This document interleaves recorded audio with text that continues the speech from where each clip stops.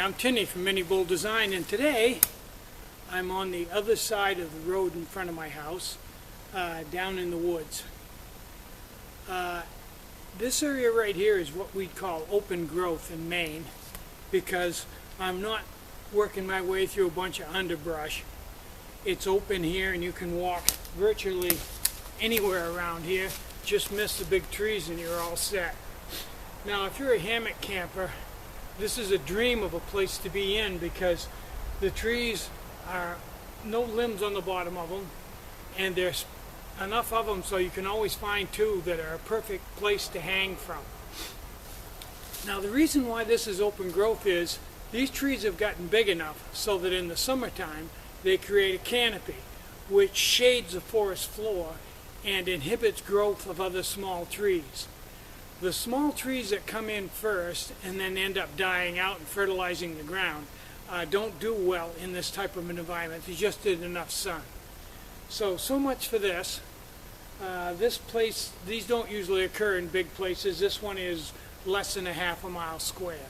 So let's set the camera up somewhere else in a little different environment, preferably an evergreen thicket or something like that.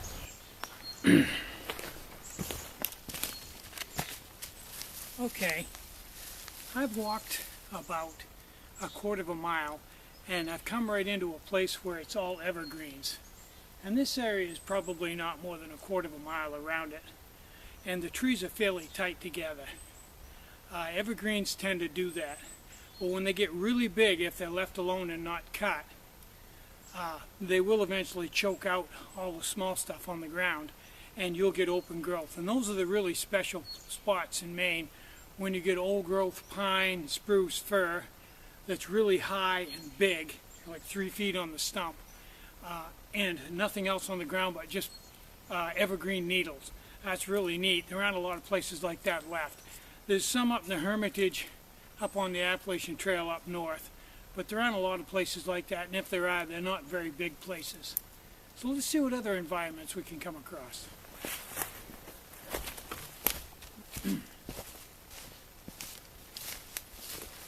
But in the end, the vast majority of the Maine woods is places like this that have been cut off. All the big stuff has been cut off so the sun can hit the ground, and a whole bunch of small stuff is coming up. Some of it old growth, it'll be old growth, you know, like maple and stuff, and a lot of it's just popple and balsam fir and stuff like that that will probably die out. That's the majority of the woods, because almost all of Maine, unless you get way up into the deep woods up north, most of Maine has been cut off 4 or 5 times. There's a stump right behind me that's probably, I'm going to guess 50, 75 years old. There's 2 or 3 of them back there all covered in moss.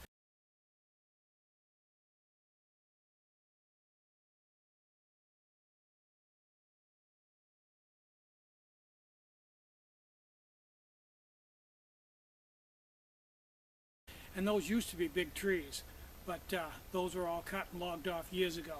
So most of Maine is like this, just scrub brush and really nothing very big. Kind of sad, but it's also true. This is almost a perfect day to get lost in the woods. Why would I say that? Well, this piece of woods is kind of nondescript. There aren't any roads I'm walking on, I'm just walking through. And all the trees are more or less the same kind. So it's a little hard to keep your bearings. I usually use the sun to navigate by, but today's overcast and there's absolutely no sun. You can't tell where it is. Another cue in places, small places like this, is people doing things or traffic on the road. You can hear it. But on a day like today, where there's just a light breeze, it tends to carry the sounds, especially if you're a long ways from the road, and tends to turn you around and you can't really tell where you are. Things that are miles away will sound like they're only 100 yards away, and vice versa. So have I been lost in places like this? Oh yeah. I've wandered many an hour in places like this, and you'll find, if you could follow yourself, that you usually tend to travel right in a circle. Sidestep a little bit of this and walk around that. Usually you'll end up going in a circle or a figure 8. I think they did that on Mythbusters one time. Anyway, yeah, it's a good place to get lost. Something that becomes fairly obvious to you fairly quick when you start backpacking the first time, and I'm new enough to backpacking so I can still remember it, is when you leave the house to go out backpacking, your stomach's full, you're well rested, and you're still running on what you have acquired from society. And once you get out in the woods and come to the end of the day and you're hungry, and you're sitting there eating a dehydrated meal that you cooked on an alcohol stove, culture shock starts to set in, and you realize that there's no running to the refrigerator to get something for leftovers or grabbing a banana or some pretzel sticks. You're away from that now.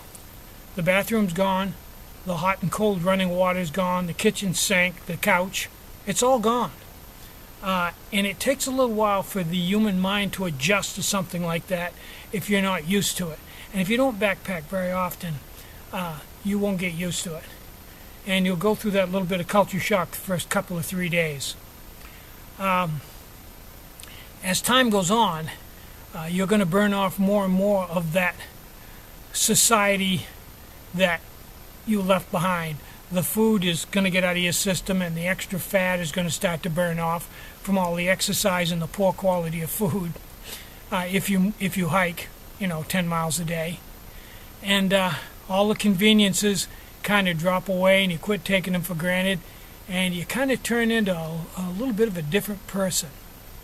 And what becomes very, very clear to you right away is the only thing that you're going to eat for the next few days is what you brought with you, because there's virtually nothing out here to eat. Nothing. This type of environment is not designed to feed a human being, and a human being is not designed to survive in this type of an environment. That's the reason why God gave us a big brain, so we could figure out other ways to feed ourselves, because if I had to stay out here, I'd starve to death fairly quickly, because there's just nothing to eat. And I mean nothing. Right in the summertime, you get a few berries and things like that. You might kill a rabbit, but this time of year, right in the spring, nothing. So the law of diminishing returns kicks in there too. If you carry a minimum amount of weight in your pack, that means one of the heaviest things in your pack is going to be food. And if you carry very minimal food, your pack's going to be really light. And you can travel fairly fast and get in quite a few miles. But if you plan on staying out more days, you're going to have more food. And if you have more food, your pack is going to be heavier. And because your pack is heavier, you're going to burn more calories, which is going to require more food, which is going to be heavier. And at some point in time, I think like an 8-day supply, you can't pack enough food to make up for the food that you're carrying, and you zero out. It's not feasible anymore unless you have some really, really lightweight, high-tech food, which none of us can afford. So that's my thought on backpacking for today. I'll make some more of these videos and tell you what I think about other things. But for right now, I'm Tinny from Mini Bull Design. Get out and hike, take a friend, enjoy the great outdoors, and more important than anything, try to have a really great day. Try to have some fun today. And if you get a chance, get out and go for a walk in the woods. It's good for the karma. Bye-bye.